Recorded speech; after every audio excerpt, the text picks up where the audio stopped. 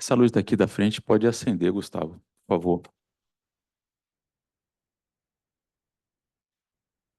Obrigado. Bom, boa tarde a todos. Eu sou Marcos André Costa, eu sou oncologista aqui no Hospital 9 de Julho. E hoje a ideia, pessoal, é mais fazer um bate-papo, tá? Eu trouxe aqui grandes especialistas na área de neuro-oncologia, neurocirurgia especificamente. Eu estou vendo várias carinhas conhecidas de pessoas que são da equipe multidisciplinar. Isso é muitíssimo importante especialmente em neuro-oncologia, né? Um tumor que debilita, envolve emocionalmente, nutricionalmente, os cuidados de enfermagem são muito intensivos, a equipe médica de toda ordem, né? Desde a psiquiatria, neurocirurgia, neurologia clínica, oncologia, no meu caso, fora toda a constelação e ecossistema de profissionais envolvidos. Então, esse lanche clínico foi gentilmente cedido aqui pelo Dr. Dzik para a gente realizar. Agradeço aqui publicamente também a ele pela generosidade. E a ideia é a gente bater um papo, conversar sobre alguns aspectos, como vocês podem ver aqui, de, de como se fosse uma mesa redonda, e alguns aspectos de ordem prática de detecção e manejo, tá? E para isso eu queria convidar o Dr. André Bianco e o Dr. Saul Almeida para se integrar aqui. Eu vou sentar junto com eles. A quarta cadeira vai ficar vazia porque o Dr. Yuri Neville, infelizmente, está adoentado. Pediu para pedir desculpas a vocês e, e a gente vai batendo um papo nós três aqui, sem vai ser uma ausência sentida, logicamente, pelo profissionalismo, pela expertise dele, mas certamente está muito bem representado por dois grandes neurocirurgiões da casa. Também tem uma função de dar um pouco mais de coesão para o nosso grupo da neuro-oncologia, mostrar também quem nós somos e desvendar um pouco aí essas nuances do manejo da, da neuro-oncologia e dos tumores cerebrais. Não sei se vocês todos estão cientes, maio é o mês de conscientização dos tumores cerebrais, é chamado Maio Cinza. Nos Estados Unidos tem muita campanha interessante, caminhadas, ações dentro dos hospitais. Eu acho que a ideia aqui é a gente aumentar um pouco o awareness em torno desse tema, que é um tema, em geral, negligenciado, né, pessoal? Então, vai ser um bate-bola, tá? Eu vou ficar meio que como entrevistador, jogando alguns slides, a gente vai debatendo em cima dos slides. A ideia é ser dinâmico, vocês interrompam a gente. Então, eu gostaria de começar aqui mostrando quando suspeitar de câncer cerebral na emergência. Vamos começar na emergência, Saul. Perfeito, obrigado pelo convite, parabéns pela iniciativa, né? Eu acho que discutir tumores cerebrais é sempre uma oportunidade de quebrar um estigma, de quebrar um paradigma em relação a essa doença. Hoje, com os avanços dentro da neuro-oncologia, dentro da neurocirurgia, dos cuidados pós-operatórios, né? A gente tem resultados cada vez melhores no tratamento desses pacientes. Então, é preciso ter um diagnóstico precoce e um tratamento adequado.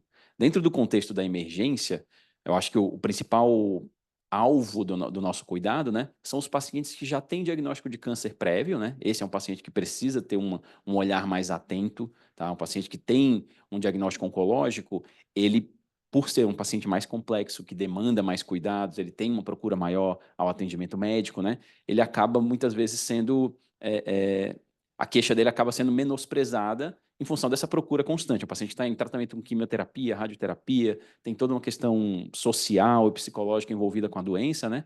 E essa procura ao pronto-socorro, às vezes, tem que ser filtrada ou pormenorizada, né, essa queixa, em relação aos sintomas neurológicos. Então, o paciente que tem desenvolvimento de novos sintomas que não eram esperados ali para o curso da doença dele, são pacientes que precisam ser investigados para acometimento cerebral. Então, muitas vezes um paciente que está em tratamento sistêmico tem uma doença oncológica que, de certa forma, debilita ele. Às vezes a alteração neurológica ela fica muito sutil, né? É um paciente que já está acamado, já está com dificuldade para andar e tem uma piora de equilíbrio, por exemplo, quando tem uma lesão no cerebelo ou em alguma parte relacionada ao movimento. Então, esse paciente ele precisa ter um olhar mais atento, né?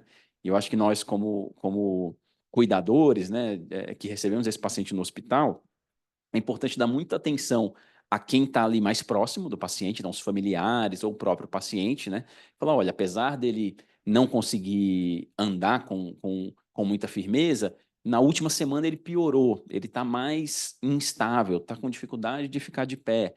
O que, em alguns casos, pode ser simplesmente a progressão da doença, mas é importante descartar o acometimento neurológico, porque o diagnóstico precoce é um dos fatores que vai permitir que esse paciente tenha mais tempo com qualidade de vida, né? Que a gente consiga intervir ali de forma eficiente e ele consiga ter uma sobrevida melhor, né? Então, eu acho que o diagnóstico precoce é o grande sinal, é a grande mensagem para quem trabalha num ambiente de emergência, né? E André, tumor cerebral tem idade, André?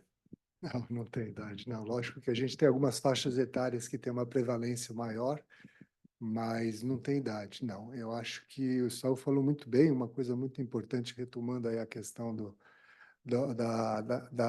na emergência, né? Acho que todo sintoma novo, lógico, se o paciente já está tratando, a gente acaba já tendo uns olhos diferentes, mas mesmo um paciente que não chega no pronto-socorro, qualquer sintoma novo merece uma atenção. A gente não é raro, a gente vê um paciente que veio com uma dor de cabeçazinha leve, ninguém faz nada, dá uma analgesia, dá alta, ele volta dali 3, 6 meses com tumor cerebral. Então, uma tonturazinha leve, é rotulada como uma síndrome vestibular, uma vertigem ou qualquer coisa que valha. Então, o paciente que já tem um diagnóstico é mais fácil. Então, mas o doente teoricamente virgem, a gente merece dar uma atenção sempre que for um sintoma novo, mesmo que ele não seja muito exuberante, tá? Os tumores primários do sistema nervoso central, principalmente os gliomas de baixo grau, eles têm uma evolução extremamente lenta, extremamente insidiosa, e o resultado depende do diagnóstico precoce. Então, se não for valorizado na emergência, isso passa batido, e não é raro a gente ver o doente ter passagens pelos prontos-socorros, pelas emergências, não só dessa instituição, como de outras, às vezes até com 6 meses, um ano, e aí você vê um diagnóstico. Então, tem que ser valorizado, tá bom? Geralmente, aquele paciente que está quietinho, que é uma queixa mais branda, a gente não valoriza muito no pronto-socorro, em detrimento daqueles que gritam, que aí você vê. Então, eu acho que eu acho que a questão da emergência é primordial, essa valorização desses sintomas.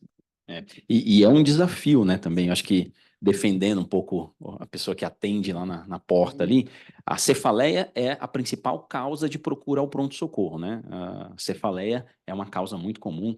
Um professor meu costumava dizer que 70% da população tem cefaleia em algum momento da vida e os outros 30% são mentirosos, porque todo mundo tem dor de cabeça em algum momento, né? E essa queixa de procura ao pronto-socorro por dor de cabeça, infelizmente, acaba ocultando o paciente que tem uma alteração neurológica, né? E aí cabe ao médico fazer essa triagem de quem precisa ser submetido a uma investigação complementar. Então, alguns dos sinais que a gente leva em consideração para os tumores cerebrais são os sinais de hipertensão intracraniana. Quem tem aumento da pressão dentro do crânio, ele vai ter algumas alterações que a gente pode suspeitar, né, e pode ver na emergência. Um dos sintomas clássicos é a dor de cabeça que é pior durante a manhã, né? Então, você acorda com dor de cabeça. Isso acontece geralmente porque a gente dorme, na maioria das vezes, deitado, né? Então, o retorno do sangue a partir do cérebro para o resto do corpo ele fica prejudicado, então acaba acumulando mais sangue no nosso cérebro, no nosso crânio, né?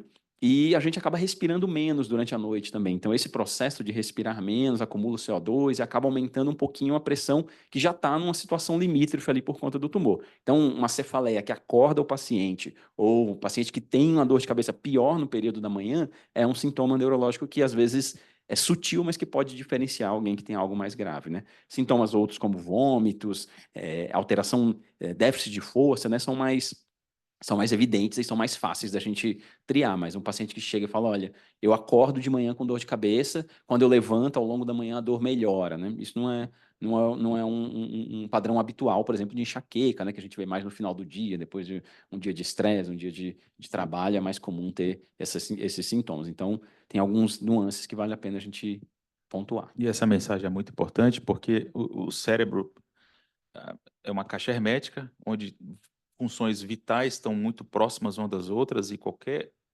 ah, lesão, por menor que seja, numa área caprichosa, ela pode dar um sintoma, seja um sintoma visual, um sintoma olfatório, uma convulsão, se é mais cortical, por irritabilidade, um déficit motor, um déficit sensitivo. Então, essas alterações realmente tem que estar muito atento. E esse padrão de idas à emergência repetidas vezes, esse é um tópico que a gente sempre vê, de forma até recorrente nos nossos pacientes. Então, o paciente já foi uma, duas, três vezes nas últimas 4, 8 semanas, tem que ter um olhar treinado, um olhar crítico do colega do pronto atendimento para fazer uma tomografia e não liberar esse paciente ou dar um pedido de ressonância. Ele não vai fazer na emergência por motivos de convênio, mas faz depois ambulatorialmente. Tomografia faz, né? A tomografia dá para faz, fazer. dá para Tomografia, fazer. exato. Então, a gente vê, isso aqui é a importância, pessoal, dos tumores cerebrais, né? A gente observa aqui no homem brasileiro, vocês observam, ele já está no top 10. Então, é uma neoplasia, infelizmente ainda, negligenciada. A gente não vê campanhas de conscientização, a gente não vê campanhas amplas, né? Do Julho Verde, Novembro Azul, Outubro Rosa, o mês do Março Lilás, tudo isso tem muita badalação para intestino, para mama, pulmão, mas está dentro do top 10. Outra neoplasia bastante negligenciada é a neoplasia de esôfago e estômago, todas elas ligadas aí ao etilismo, tabagismo, mas a gente mal ouve falar em campanhas de conscientização e métodos simples de rastreio, que é a endoscopia. E, pessoal, para tumor cerebral, não existe.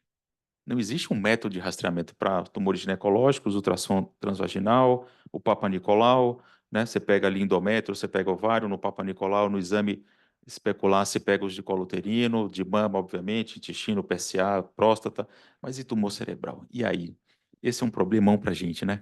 Sim, e eu acho que quando o quadro é muito exuberante, fica fácil o diagnóstico, né? O paciente tem um déficit neurológico, tem uma perda de equilíbrio, alteração visual, isso é mais evidente. O problema são os tumores que crescem devagar ou que estão localizados numa área que a gente chama de menos eloquente, né? Que tem menos função direta ali. Então, às vezes, o paciente tem uma alteração comportamental, né, que a família percebe que ele está diferente, está mais agressivo, está mais irritado, alterações de sono, que às vezes a gente pode atribuir à idade, ao estresse, à ansiedade, outras queixas que podem alterar o comportamento e que muitas vezes passam batido nesse diagnóstico, né? Então, tem pacientes que desenvolvem apatia, ficam mais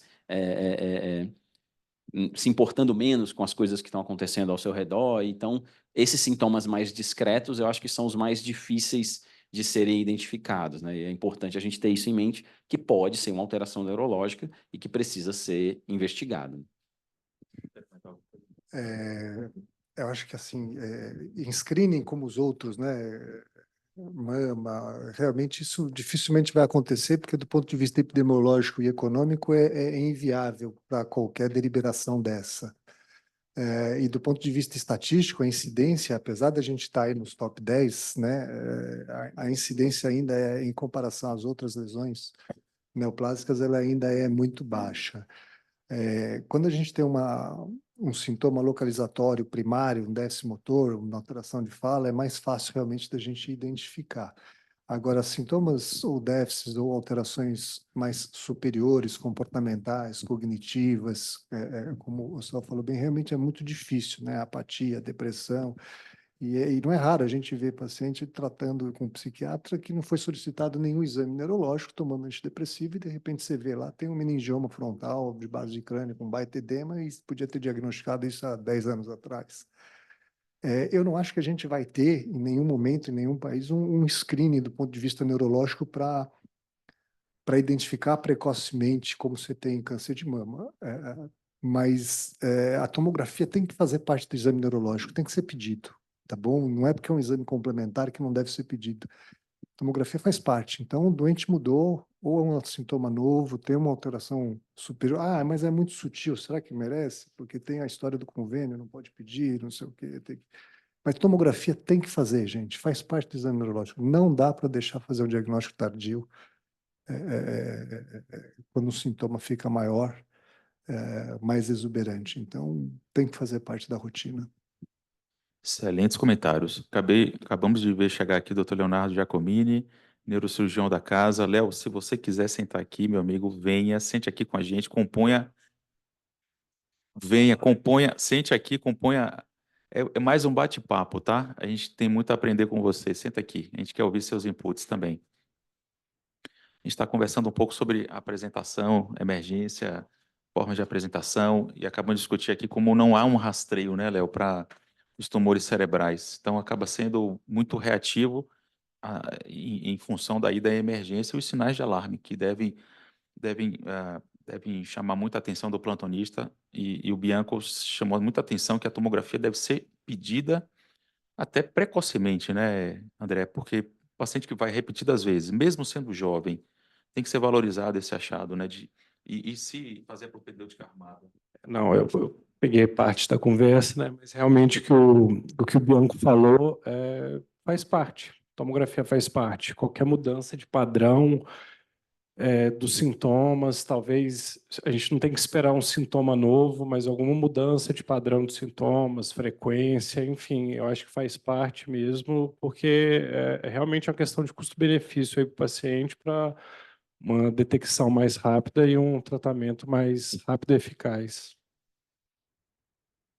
Vou passar aqui agora para um tópico que assim, a gente está falando muito de tumor cerebral, né? Mas tumor cerebral, pessoal, não é mais uma entidade, só faz muito tempo que não é uma entidade apenas. Só para trazer alguns rápidos slides, não vou nem me prender muito, mas você vê que a coisa está ficando mais complexa. Não é só gliomas, né? Não é só tumor cerebral, uma coisa única. Existem múltiplas entidades. Se a gente for olhar os tumores metastáticos para o cérebro, esses disparadamente, junto com os meningiomas, prevalecem. Quer comentar alguma coisa, André, sobre essa mudança do que era para o que é? Não precisa nem focar muito em parte molecular, depois a gente fala rapidamente, mas só trazer esse panorama, um sobrevoo sobre os tumores cerebrais, as entidades principais e fazer um apanhado geral, assim. Eu acho que, assim, em termos simples e básicos, essa mudança nada mais é do que a evolução, né? O nosso aprendizado e a aquisição de conhecimento que veio aí desde a ressonância quanto da parte, é, bom, antes da molecular, é histoquímica, molecular e genética. Então, realmente a gente vem identificando a heterogeneidade que são os tumores do sistema nervoso central com esses avanços, porque se a gente for ver esses conhecimentos são muito recentes do ponto de vista temporal. Então, até há pouco tempo atrás, você tinha simplesmente uma tomografia, a ressonância veio há pouco, e agora que nós temos uma ressonância de uma qualidade muito maior, detectando aí, inclusive, algumas alterações, tentando fazer uma translação com alterações moleculares. Mas acho que essa evolução veio, sem dúvida nenhuma, com essa mudança veio com essa evolução e aquisição de conhecimento. E aí, graças assim, que antes só quem tratava todos os tumores só eram nós, né, neurologistas e neurocirurgiões. Aí agora com essa complexidade nós estamos precisando da ajuda dos oncologistas aí, porque até então, há pouco tempo atrás, a única terapêutica que existia para tratar ou era cirurgia e radioterapia. Aí agora que a gente está evoluindo, e principalmente com os quimioterápicos e essas terapias novas, alvo-dirigidas. Eu acho que um outro ponto importante é a mudança no, no, no estigma da doença, né? Você tem uma doença grave, um glioma grau 4, considerado aí uma das doenças mais graves que o ser humano pode ter, e que a sua sobrevida está restrita a alguns meses, né? Quando a gente faz um estudo mais aprofundado do subtipo desse tumor, a gente gosta de falar do nome e do sobrenome desse tumor, né? A gente consegue separar quem são os pacientes que vão ter uma evolução mais rápida e que, independente do nosso tratamento, vão ter um desfecho pior, dos pacientes que vão ter um curso mais longo da doença, talvez serem submetidos a outros tipos de terapia, reoperação, né, fazer um tratamento mas direcionado para cada tipo de doença. Apesar de, num passado recente, todas essas doenças estarem agrupadas num glioma de grau 4, hoje em dia a gente tem uma subdivisão aí enorme. Dentro desse mesmo grupo tem pacientes que vão ter uma doença mais grave, outros que vão ter uma doença menos grave, né? E isso muda como que o paciente vai encarar a doença, como que a família vai se preparar para essa doença, né? E como que a gente vai tratar também, né? Acho que isso influencia e foi uma mudança necessária e muito importante. Essa mudança realmente é realmente uma evolução em relação a você colocar o nome, o sobrenome, e eu até brinco, até o apelido, hoje em dia, com tantas subclassificações. Isso, eu acho que pelo menos ajuda a gente a fazer um tratamento mais customizado, né, em relação ao paciente e não colocar no mesmo saco aí o nome do tumor e como deve ser tratado. Por mais que a gente sabe que, enfim, de termos prognósticos, os tumores ruins continuam sendo ruins, mas eu acho que você, com essas classificações, você pode, além de tratar mais direcionado o paciente, também em relação à relação com a família, com as perspectivas, com um prognóstico em geral, conversar de uma forma mais franca com o paciente. Você vê, hoje são entidades completamente diferentes do ponto de vista diagnóstico, terapêutico e prognóstico. Então, e outra informação importante é que vocês veem os critérios moleculares, você vê que eles vão abrindo e ajudando a ramificar e diferenciar. Então, de acordo com o critério molecular, não é mais no HI. Olha e define, tem necrose, tem proliferação vascular, é isso, é aquilo. Não, hoje não dá mais. Hoje são critérios moleculares para definir entidades e essas entidades têm relação com tratamento e com prognóstico. E esse prognóstico vai desde um tumor indolente, que não me lembro quem foi que falou, um de vocês dois, tumores de baixo grau, os gliomas de baixo grau, crescimento lentíssimo ao longo de muitos anos, até o famigerado glioblastoma, que é um glioma grau 4. A gente está com 2 pacientes internados, estávamos com 3 até sexta-feira, os 3 com glioblastoma, um tumor devastador para as famílias, para os pacientes e também para a gente, que a gente não passa incólume a isso tudo. Então, vocês observem que o IDH, a TRX, a codeleção, tudo isso vai ajudando, as ciclinas. Então, são novos marcadores moleculares que vão ajudando a gente a abrir. E isso define diagnóstico. E o interessante, o IDH está ajudando até em ferramentas terapêuticas. Não vou falar disso agora, mas para frente a gente volta a esse assunto. Você vê aqui, ó, perspectivas. Ó. Estamos falando de tumores que a mediana de sobrevida pode ser de 15 anos. Até outros, que a mediana, como o glioblastoma, é de 1 ano e meio. É muito pesado, né? É tudo muito pesado. A coisa só piora, a gente vai tendo novas formas de categorização, que ficou desconfigurado. Eu vou passar, mas para vocês verem como há dados específicos do tal do IDH. Então, ele serve para diagnóstico, serve para prognóstico. Então, o mutado vai melhor do que o não mutado. Serve também até para definição terapêutica. Esse DH eu vou falar mais para frente, tá? Como avanços. Vou parar aqui. E aí eu queria voltar à questão das metástases, que é o segundo tópico, tá? Eu vou fazer uma digressão, eu vou passar aqui, depois eu volto, tá? Desculpa, eu acabei não invertendo aqui. Hoje, se a gente pega o tratamento de padrão, Saul, dos tumores cerebrais, como é que é o tratamento padrão de um tumor cerebral, uma massa cerebral hoje que você recebe no seu consultório? Ou responde uma avaliação na emergência. Como é que é seu mapa mental de ação? Lesão cerebral, e aí? Perfeito. Eu acho que o primeiro passo é o diagnóstico, né? É saber que lesão é essa. Mesmo com os avanços dos exames de imagem, a tomografia, a ressonância com mais qualidade, a gente ainda continua com dúvida, né? Tem lesões que levantam suspeita de serem lesões tumorais e lesões que são inflamatórias, infecciosas, que têm outras causas e que não são necessariamente tumores, né? Então, esse tem que ser um dos nossos principais focos, né? Então, se o paciente tem uma doença sistêmica, se já tem um câncer diagnosticado e aparece uma lesão no cérebro, eu já consigo imaginar que isso seja uma metástase, né? Agora, o paciente tem uma lesão espontânea, com características de tumores primários do cérebro, a minha conduta vai ser direcionada para tratamento dessa lesão. Se eu tenho uma lesão que não tem uma característica tão definida, que parece ser algo inflamatório ou infeccioso, isso vai mudar a nossa abordagem. De forma geral, lesões grandes, né, que causam efeito compressivo, que alteram a estrutura do cérebro ali em torno daquela lesão, elas precisam ser removidas, porque a cirurgia, o objetivo da cirurgia é remover o máximo possível da lesão, mantendo o paciente neurologicamente preservado, né? Você tenta preservar as funções neurológicas ao máximo possível. Então, o objetivo da cirurgia é reduzir ao máximo o tamanho da lesão, o tamanho dessa massa, sem causar danos, sem acrescentar dano, né?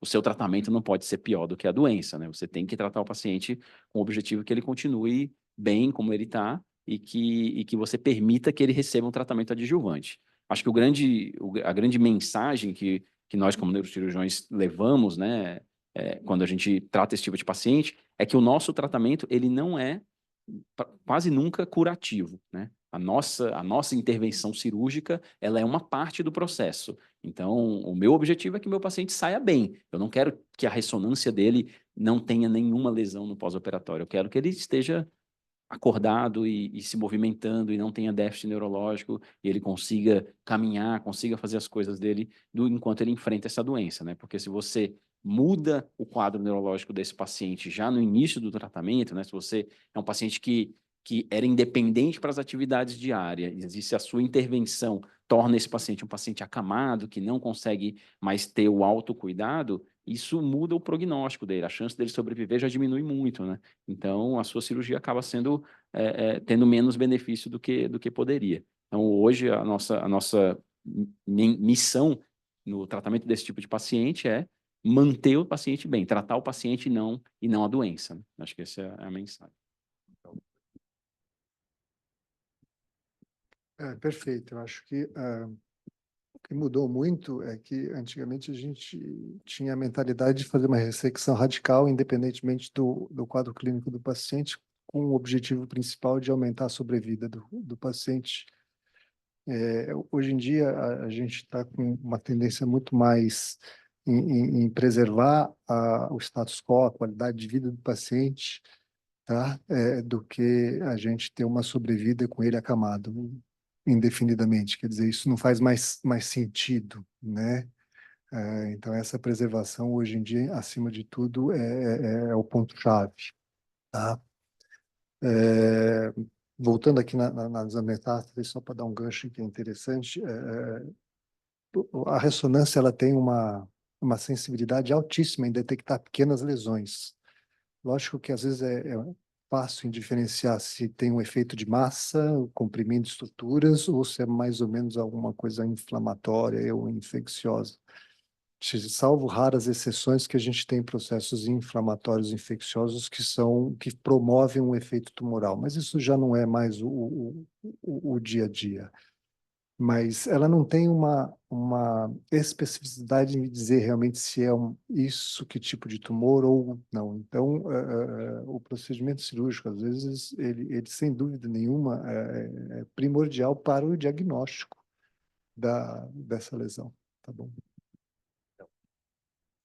Eu acho que diferente dos tumores primários, né, dos gliomas que a gente estava falando, as metástases são, acho que são as lesões que elas mais unem o neurocirurgião com o oncologista, tá? Eu acho que os gliomas, você tem uma sequência de cirurgia e normalmente o oncologista continua conduzindo o caso. Eu, hoje em dia, para os pacientes com metástase, independente se já tem ou não um diagnóstico primário, a primeira coisa que eu faço, salvo os casos, né, de urgência, é conversar com o oncologista.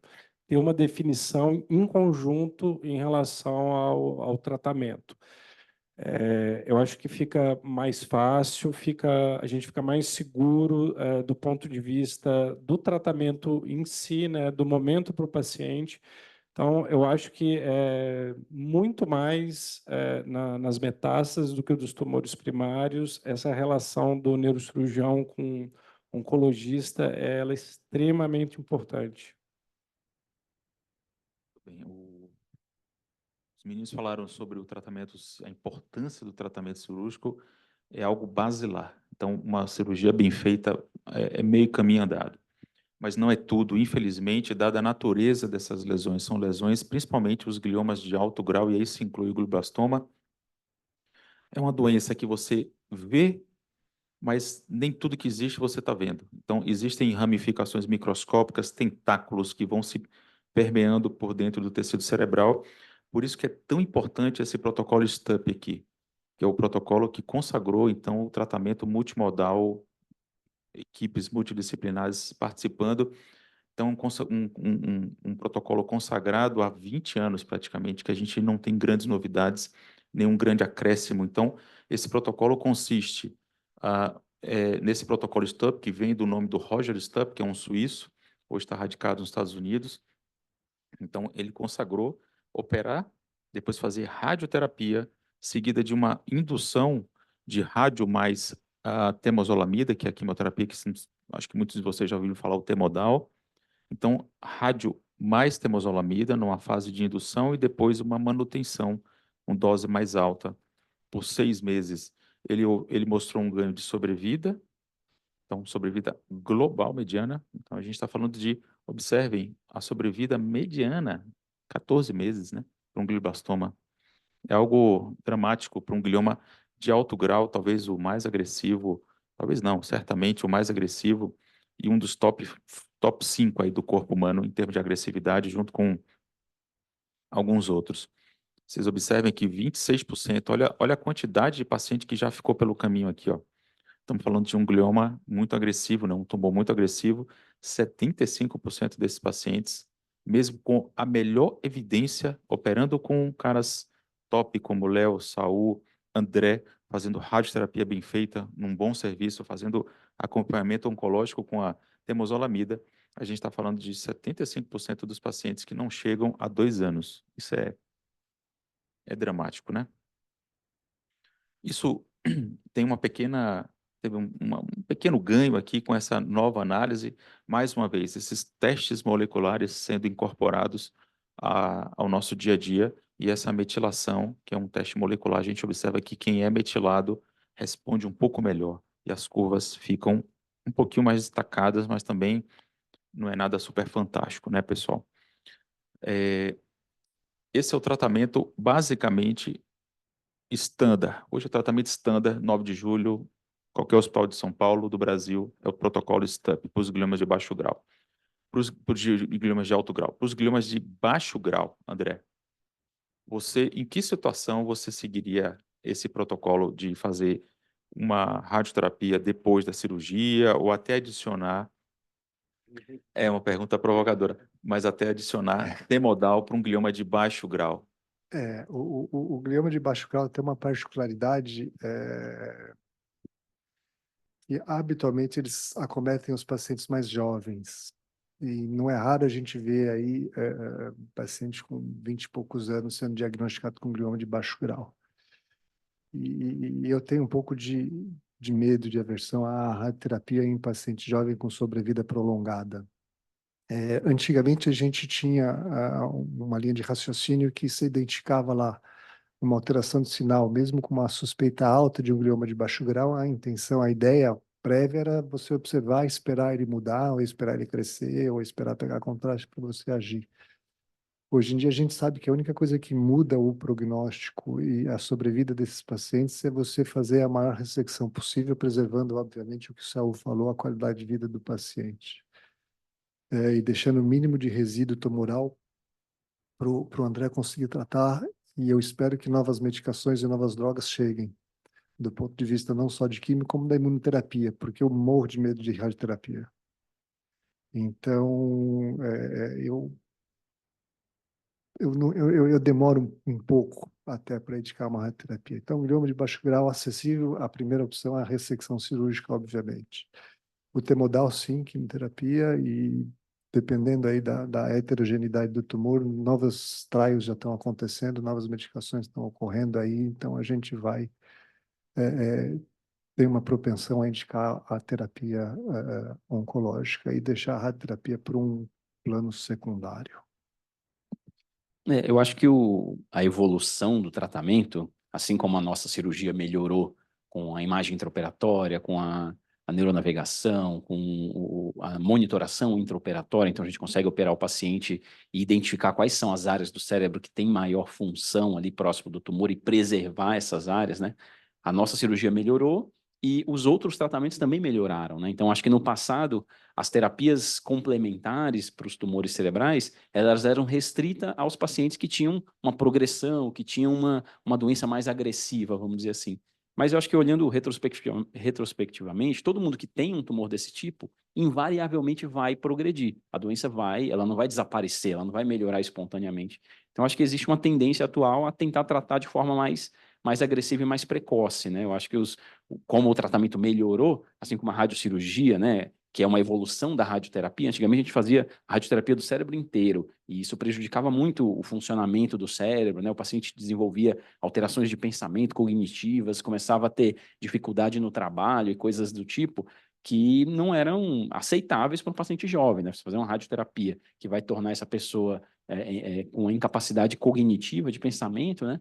Era algo que a gente não aceitava. Hoje, existem modos de tratar com radiocirurgia que são focadas na lesão, que causam menos consequências no resto do cérebro, né? Causam menos consequências à distância. E eu acho que as medicações também são cada vez mais, né, mais modernas, mais seguras e mais direcionadas. Eu acho que a tendência é a gente tratar de forma mais agressiva, cada vez mais precocemente, né? Eu acho que ficar esperando e acompanhando é uma tendência que deve mudar aí nos próximos anos. Em geral, minha conduta também é mais agressiva em relação ao tratamento. Eu concordo com o André em relação à questão da rádio, mas também teve uma grande evolução em relação a você fazer uma rádio mais específica no local da ressecção, sem ter esses efeitos colaterais. Mas a tendência é, obviamente, fazer isso de forma multidisciplinar, mas ser bem mais agressivo, principalmente nos pacientes mais jovens. Excelente. Então, essas são nuances entre o manejo dos vários tipos de neoplasias. Localização depende muito da abordagem da localização, com vistas a preservar a qualidade de vida, ressecção máxima, com preservação máxima também de qualidade de vida desses pacientes. E lembrando que a cirurgia deve ser complementada nesses gliomas de baixo grau, de alto grau, com a radioterapia e com a temozolomida. Isso é padrão, é escrito em pedra, não é aforisma 9 de julho, Marcos, nem Léo, Saul e André, mas faz parte dos protocolos de tratamento dos gliomas de alto grau. Os de baixo grau aí é um pouco mais controversa, o manejo, muito particularizado, e a gente parte agora para uma parte interessante, que são os manejos de avanços, no manejo não, mas a administração e novos avanços em tumores cerebrais. E eu vou colocar as metástases cerebrais dentro desse escopo, tá, pessoal? Porque a gente tem visto nos últimos anos alguns avanços em manejo de tumor cerebral primário e metastático. Para os primários, esse aqui talvez tenha sido o único grande avanço real, ou quase real, porque ainda no Brasil a gente não tem, mas fora do Brasil isso já é uma realidade, que é esse TTF, que é um campo eletromagnético que se cria ao redor desses pacientes. Então, são placas, para vocês verem aqui, ó. O mesmo Roger Stupp, do protocolo Stupp, ele fez esse TTF, que são placas que são usadas por 18 horas ou mais na região do cérebro desses pacientes. E ele proporcionou um ganho de sobrevida, além do protocolo Stupp convencional. Então, esse aqui já tá em falta no mercado lá fora.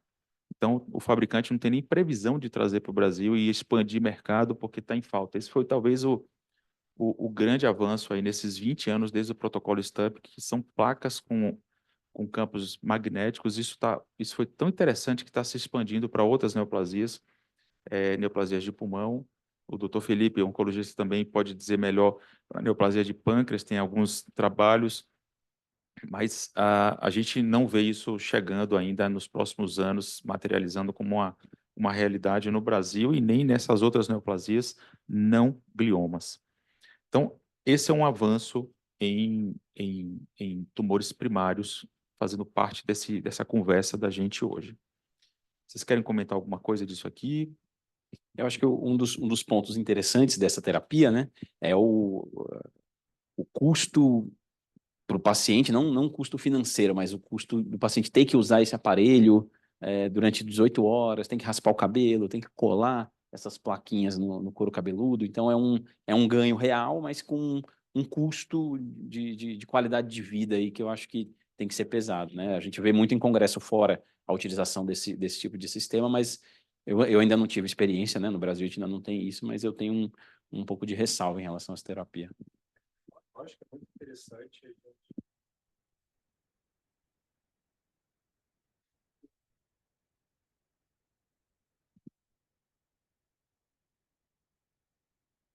É muito interessante para a gente ver algum tratamento fora temozolomide com a radioterapia com um ganho de sobrevida, né?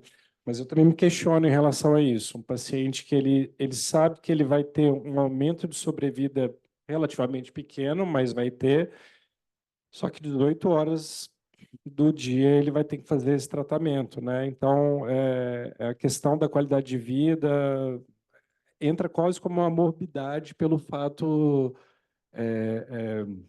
do tempo que ele precisa usar isso. Obviamente, eu vejo isso não como um super ganho, resolveu, mas é um passo.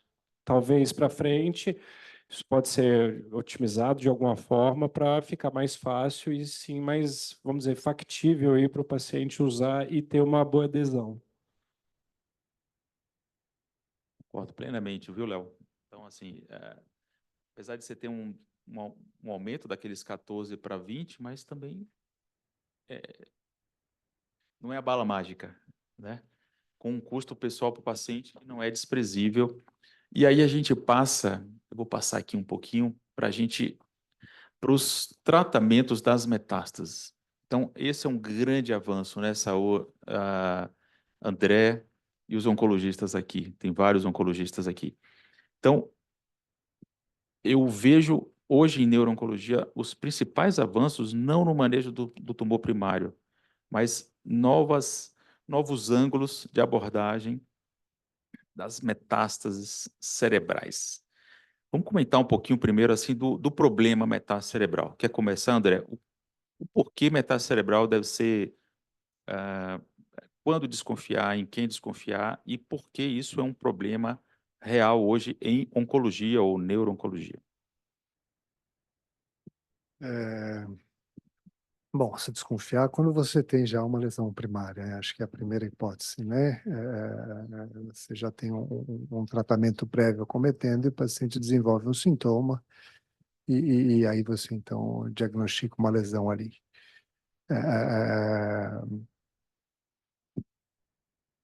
Em termos de tratamento, apesar da evolução grande dessas medicações, a gente ainda tem um pouco de dificuldade do alvo devido à barreira hematoencefálica, né? Então, metástases que têm efeito de massa ainda, ao meu ver, ainda devem ser, que promovem o sintoma, devem ser evacuadas, desde que você consiga ter o acesso. E esse acesso, ele é feito por uma análise do neurocirurgião, né? Então, às vezes você passa aí uma lesão, não, tem uma metástase, não é acessível, vamos irradiar, então, ou vamos tratar, e na realidade não passou por alguém que tem uma expertise, uma experiência maior e que você pode falar se é ou não acessível, tá bom?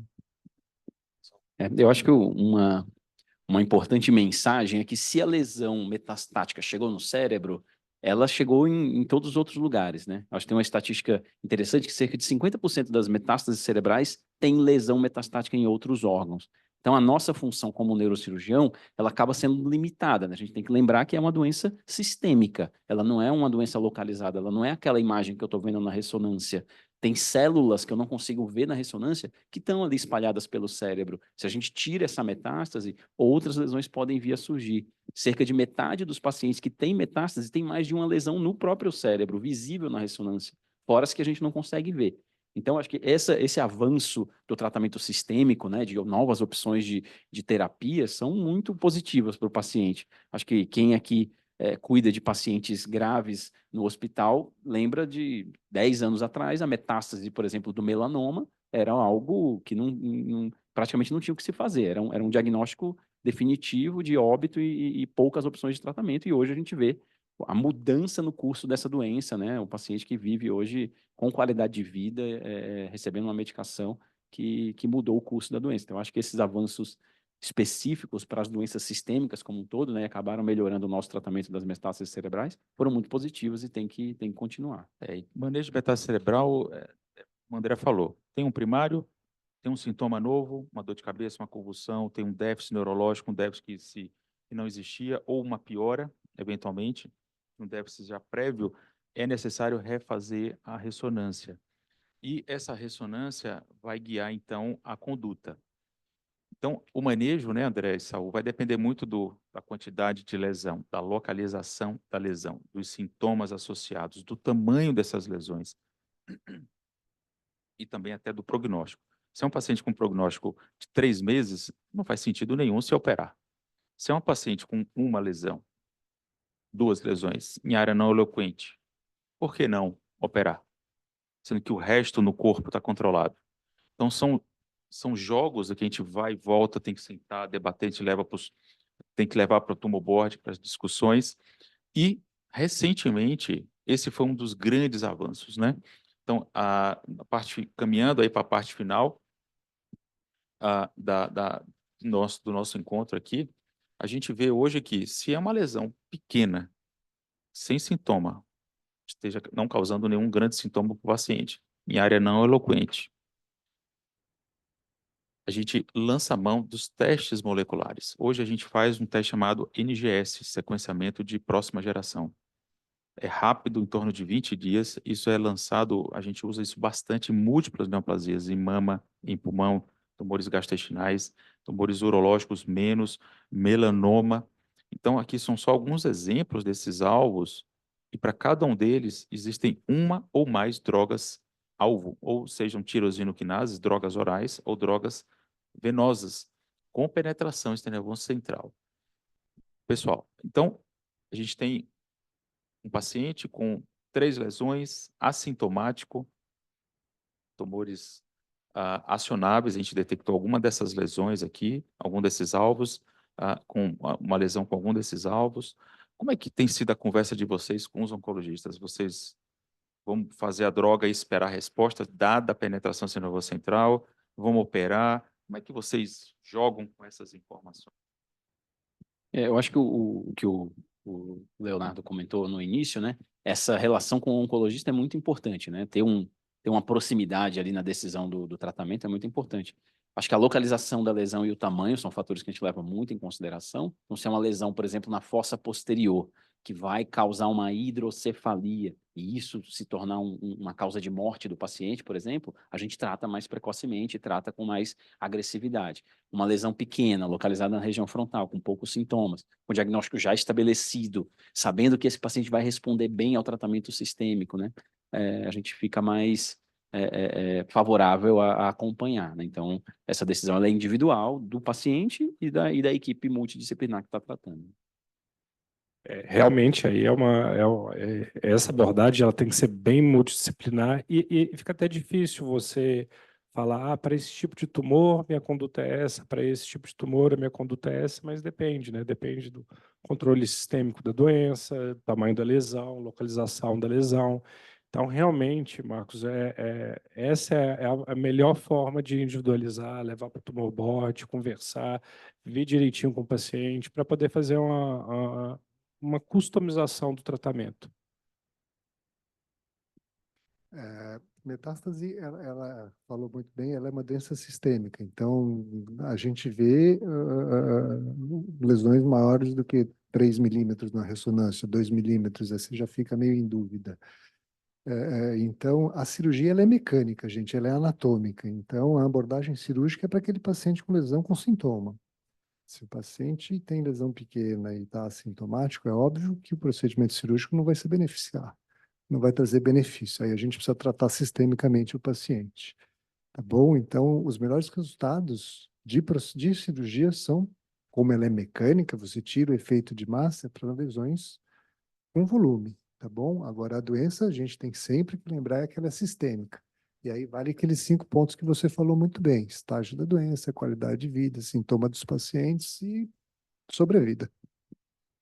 E lembrando que não só as drogas-alvos, mas também as badaladas imunoterapias, elas têm sim penetração no sistema nervoso central. A gente tem múltiplos exemplos em pulmão, em melanoma. Esse é um paciente meu aqui que teve uma belíssima resposta no sistema nervoso central. Os exemplos abundam realmente na literatura.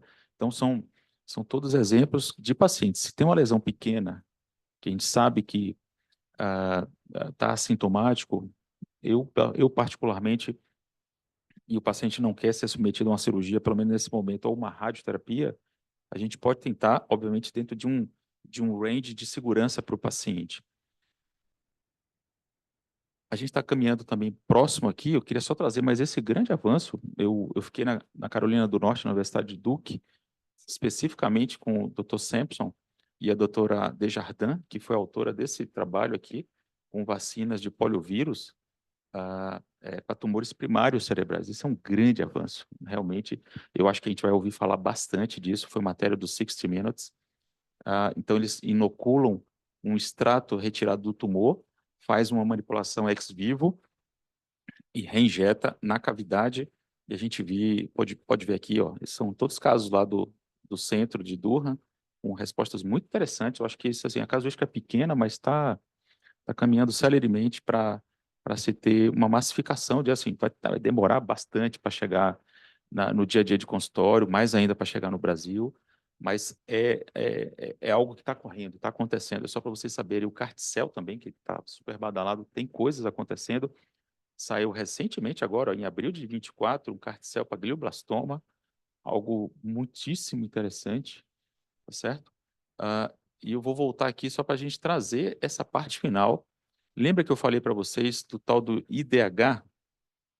O IDH, ele é muito útil nessa classificação molecular, definição de entidade, e aqui a gente está tendo agora o IDH como um alvo terapêutico. Por que eu deixei para o final? Porque eu quis falar daqueles alvos das drogas, da ação central e da penetração no central, inclusive passando barreira hematocefálica, que geralmente é um grande problema para a gente. Então, é uma proteção para drogas, vírus, bactérias, substâncias tóxicas nocivas, mas também, num contexto de tratamento, ele acaba restringindo a chegada das medicações no cérebro e tratamento de metástases por lá existentes. Então, o IDH foi descoberto também como uma entidade para fins diagnósticos e agora para fins terapêuticos. É um novo alvo. A gente tem o IDH servindo como ele, na verdade, aqui ele é um oncometabólico. Vocês podem ver aqui a via saudável e a via do IDH mutado. Então, ele funciona como uma via promotora de crescimento celular em tumores cerebrais. Ele gera imunossupressão do microambiente tumoral, diferenciação celular prejudicada, desregulação epigenética e aumento do 2-hidroxiglutarato, que é um oncometabólico altamente oncogênico para essas células. Observa-se que esses pacientes têm tumores, pode ter tumores, e aí a gente vê tumores de baixo grau, os gliomas de baixo grau. Os glioblastomas, em geral, eles não têm, infelizmente, o IDH. Ele é um IDH selvagem. A mutação ela é mais comum em pacientes com gliomas de baixo grau. E se descobriu, depois de um longo processo de oncologia translacional e básica, essa droga chamada vorasidenib. E a sua atuação é exatamente fazer, assim, uma penetração central eficiente, e ela tem. Ela diminui o 2-HG em mais de 90%, que é o oncometabólico indutor e promotor desse problema. Ela diminui a proliferação celular por tabela, expressão gênica e aumenta a infiltração linfocitária intratumoral. É uma linha do tempo, você vê, nada em oncologia surge do nada, é assim da noite para o dia, são longos processos de desenvolvimento até chegar à prática clínica. E aqui só um dado bastante rápido para vocês. Observem um análogo dele que está em desenvolvimento, mas o vorasidenib, a quantidade de pacientes que têm obtido resposta e a duração da resposta. Então, esses pacientes se sustentam em resposta, e quem usou versus quem não usou. Aqui a gente está falando especificamente desse problema que o André endereçou da radioterapia.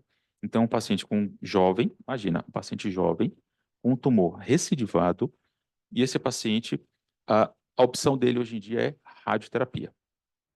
E a radioterapia no paciente jovem, em médio e longo prazo, a gente sabe dos problemas. Então, esse é o grande apelo dessa molécula e dessa droga. A gente dá uma alternativa para os pacientes que não querem fazer radioterapia ou até não podem ser operados ou não podem receber radioterapia. E quem recebeu a medicação, observem aqui, ó, 27, quase 30 meses de sobrevida para esses pacientes, livre de doença, tá? Isso aqui é livre de progressão, perdão. Sobrevida livre de progressão versus aqueles que só observaram, ou seja, observar era uma opção também, né, André? Era até pouco tempo atrás, mas essa sim é uma curva de benefício, né? Você está vendo? Essa é uma curva aberta que mudou radicalmente aí. Exato. Se for desse jeito aí, é brilhante.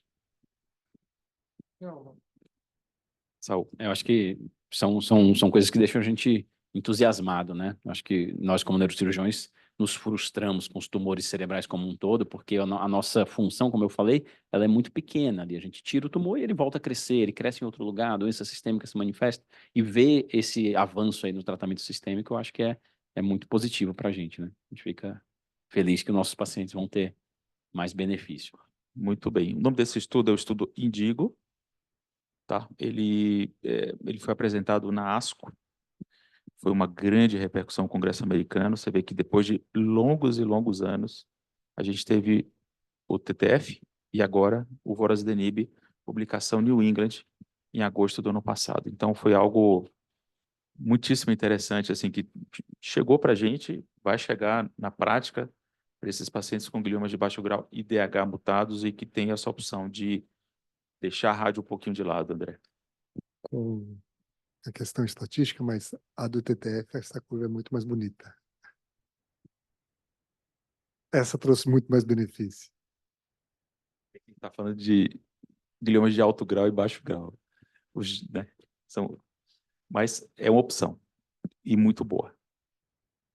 Bom, caminhando aqui para a reta final, vocês querem fazer algum comentário, alguma pergunta? Querem falar alguma coisa? Claudinha da nutrição, Adriana da psicologia, o time da enfermagem, os médicos, oncologistas. Vocês querem perguntar alguma coisa, explorar aqui esses super experts aqui da área da neuro-oncologia?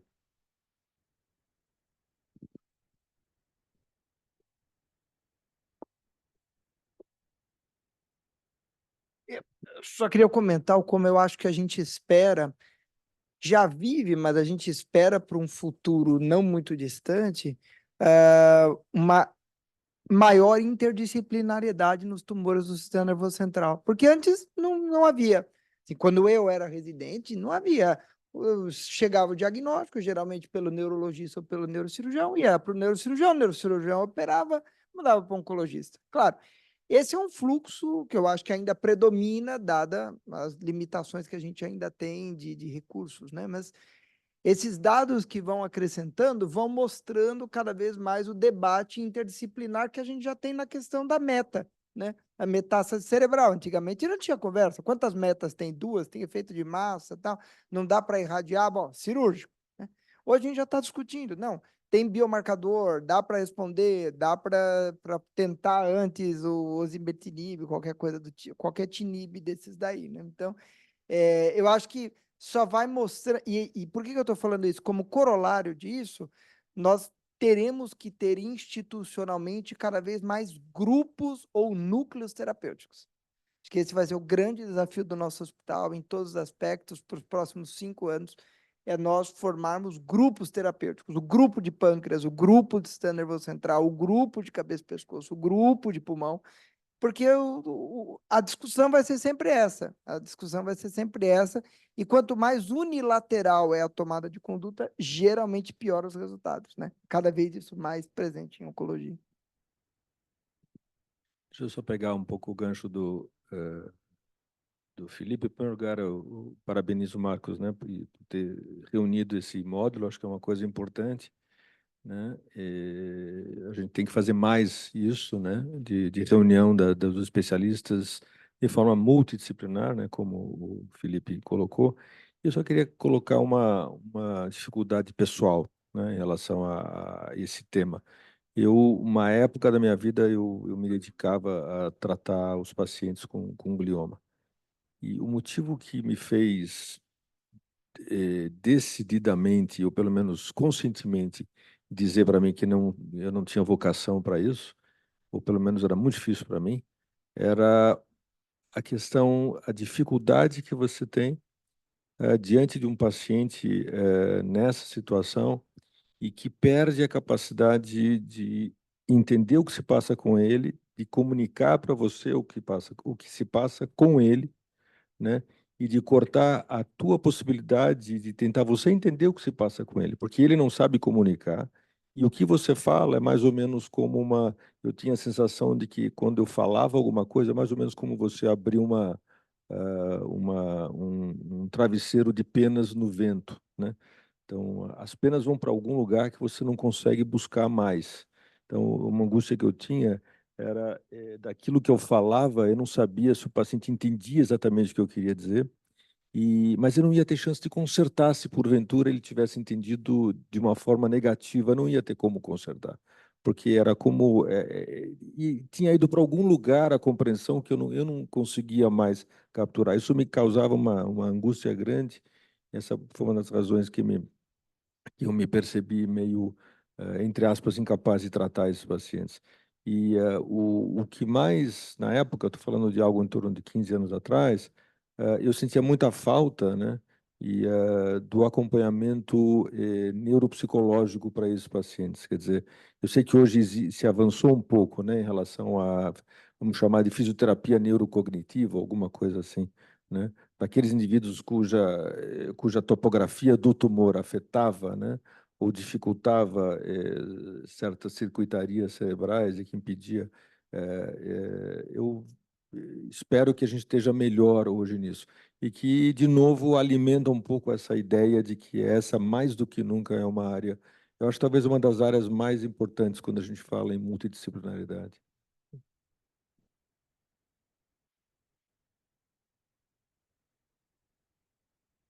Perfeito, Felipe. Realmente, a gente tratava isso porque não existiam essas drogas todas, não existia esse conhecimento todo, então não se tinha muito o que fazer. A gente ficava extremamente de mãos atadas. Com certeza, é muito angustiante dizer que, como você mesmo falou, o paciente que chega numa fase mais tardia, com alterações comportamentais, cognitivas e de raciocínio. Eu trato disso há muitos anos já, e o que eu aprendi é que se você conversa com o paciente, conversa com o familiar e mostra para ele que você tem um time de evolução, ele tem chance de se preparar e de se programar. Agora, se você opera um glioblastoma e fala que ele está bem, que ele pode viver 3, 4, 5, 6 anos, na hora que chega em 14 meses, ele não teve mais tempo hábil de se programar, nem do ponto de vista emocional, familiar, e quanto mais ainda do ponto de vista econômico, financeiro. E às vezes isso é devastador para a família. Então, é absolutamente importante. Nós temos muito que evoluir, principalmente da interação multidisciplinar, da neuropsicóloga, dessa interação com o familiar, com o paciente. E, inclusive, nós, os próprios médicos, em ser extremamente sinceros com o paciente e familiar. Olha, a cirurgia foi bem feita, não aconteceu nada, mas infelizmente é uma doença devastadora. Existe um ditado que rios de dinheiro se gastavam e ainda se gasta com glioblastoma, muito pouco se mudou na evolução. É o do TTF, que gasta bilhões e um titico. Então, você sai de 12 para 14 meses. Agora, em contrapartida, os gliomas de baixo grau, isso muda radicalmente. Já era 4, 5, 6, hoje já é para 12, 14 anos, e eu espero que com essas novas medicações, isso torne-se, quem sabe, uma doença crônica, como nós temos visto em outras áreas da oncologia. Nós temos muito para evoluir e, sem sombra de dúvida, essa interdisciplinaridade com grupos, interação e de múltiplas áreas vai trazer benefício. Não só para o paciente, mas para todo mundo. Familiar, médico, resultado e todo mundo. Perfeito. Eu queria só parabenizar o Marcos pela iniciativa, né? Eu acho que ter esse protagonismo dentro da neuro-oncologia é importante para melhorar a qualidade do nosso serviço e principalmente o resultado para os nossos pacientes. Então, parabéns aí, obrigado pelo convite e obrigado a todos que vieram aqui também. Parabéns mesmo.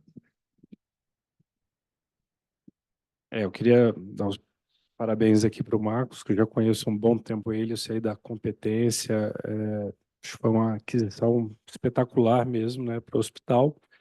E eu acho que o primeiro passo dessa questão de multidisciplinaridade que a gente tem falado é realmente a criação de boards, de grupos, de aulas, como esse lanche clínico. Eu acho que isso tem que ser mais frequente mesmo para integrar mais o time, tanto dos cirurgiões como os oncologistas, nutricionistas, enfermeiras, todo mundo ficar, enfim, ter um alinhamento aí para tratar de melhor forma esses pacientes. Bom, estamos na reta final. Ninguém tem mais nenhuma pergunta, comentário? Claudinha, sabia que Claudinha ia fazer uma pergunta. Espera aí.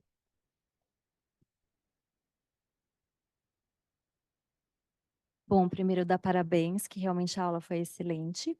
E queria saber, assim, dentro de fatores prognósticos, dentro de todo o contexto, por exemplo, parte nutricional, a gente avalia e sabe que é um fator que, no decorrer do tratamento, interfere diretamente na questão do andamento aí da questão do, não só, né, desse tipo de câncer, mas de outros também.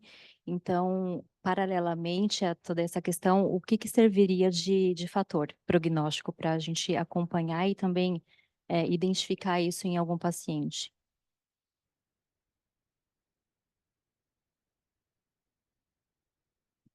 Ponto, assim, de forma bem simplificada, é o KPS, né?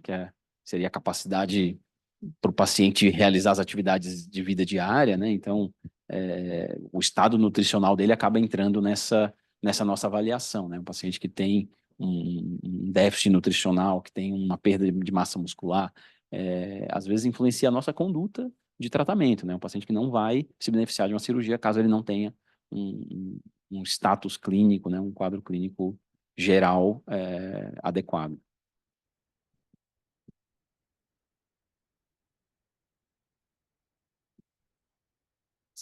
Então, vamos finalizar para a gente conseguir almoçar com calma. Gente, eu queria agradecer muito a presença de vocês, tá? Agradecer aqui esse super time, justificar aqui mais uma vez o Yuri. Ele está realmente adoentado, não foi possível ele participar, mas a gente foi abrilhantado aqui pelo Léo. Obrigado, viu, Léo? E André, Saul, Léo, mais uma vez, vocês todos, e especialmente também o pessoal da Servier, que proporcionou esse almoço gostoso que a gente vai comer a partir de agora. Obrigado, gente. Até a próxima, tá?